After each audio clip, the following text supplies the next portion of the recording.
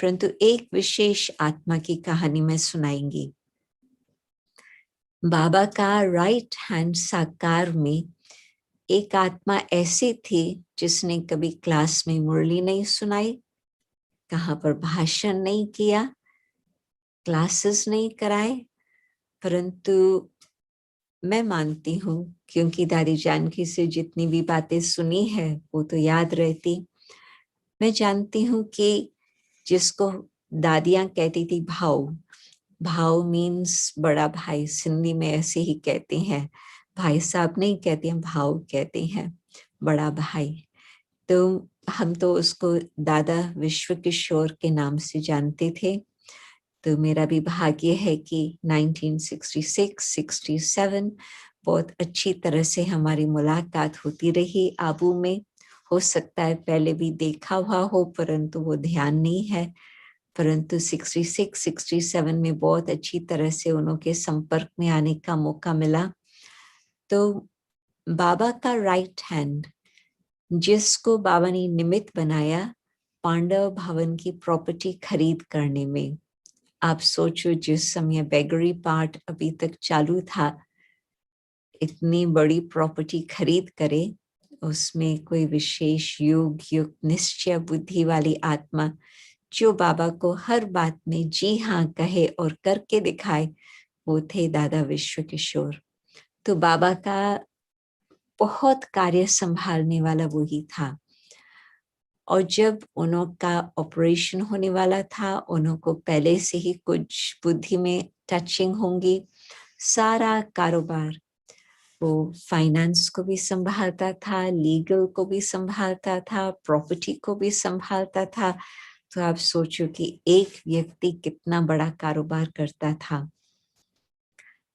उसने सब कुछ अपना अच्छी तरह से समेटा ताकि और आगे कोई भी कार्य संभाल सके। बॉम्बे गए, बॉम्बे में ऑपरेशन हुआ और सोचा कि बहुत सहज हो ही जाएगा, परंतु कुछ कॉम्प्लिकेशंस आ गई और दादा ने देह का त्याग किया। परंतु उससे पहले जब तक बॉम्बे में थे बहुत दर्द होता था दादा को।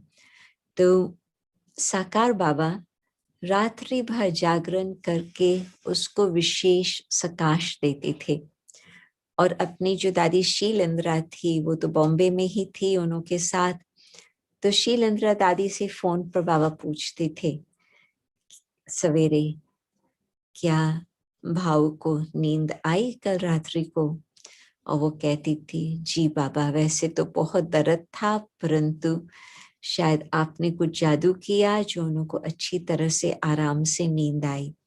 तो बाबा ने खुद का रात्रि की नींद का त्याग कर बाबा ने शिव बाबा को साथ लेकर के उसके मन को शक्ति दी, उसके तन को थोड़ा ठीक किया ताकि फिर वो अपनी अंतिम यात्रा हॉस्पिटल में ऑपरेशन के लिए गए।